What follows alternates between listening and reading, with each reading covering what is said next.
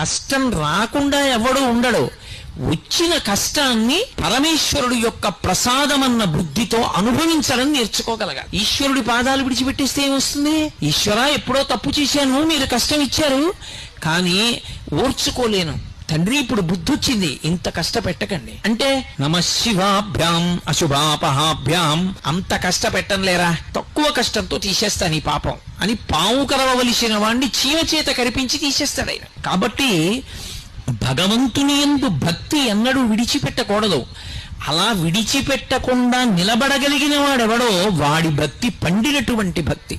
అందుకు ధూర్జటి చెప్పుకున్నాడు కాళహస్తీశ్వరలింగం దగ్గరికి వెళ్ళి, నీవు సేవింపగ నాపదల్పడమని నిత్యోత్సవం బబ్బని జనమాతృండలని సంసార మోహంబు పైగొనని గ్రహగతులు కుందింపని మేలు వచ్చిన రాణి అవి నాకు భూషణములే శ్రీకాళహస్తీశ్వర అన్నాడు. కష్టం రాకుండా ఎవడు ఉండడు. వచ్చిన కష్టాన్ని పరమేశ్వరుడు యొక్క ప్రసాదమన్న బుద్ధితో అనుభవించడం నేర్చుకోగలగాలి. ఈశ్వరుడి పాదాలు విడిచిపెట్టేస్తే ఏమొస్తుంది?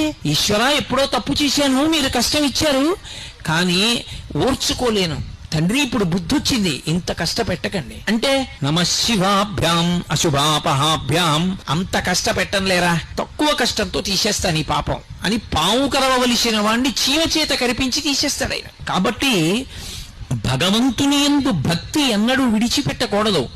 అలా విడిచిపెట్టకుండా నిలబడగలిగిన వాడెవడో వాడి భక్తి పండినటువంటి భక్తి.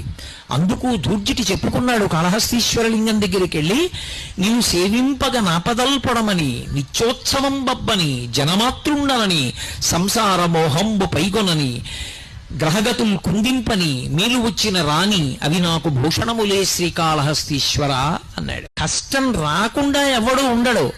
వచ్చిన కష్టాన్ని పరమేశ్వరుడు యొక్క ప్రసాదమన్న బుద్ధితో అనుభవించడం నేర్చుకోగలగాలి. ఈశ్వరుడి పాదాలు విడిచిపెట్టేస్తే ఏమొస్తుంది?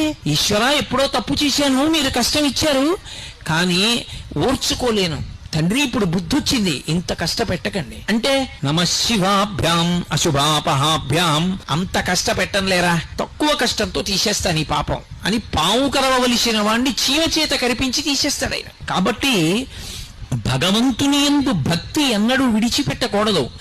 అలా విడిచిపెట్టకుండా నిలబడగలిగిన వాడెవడో వాడి భక్తి పండినటువంటి భక్తి.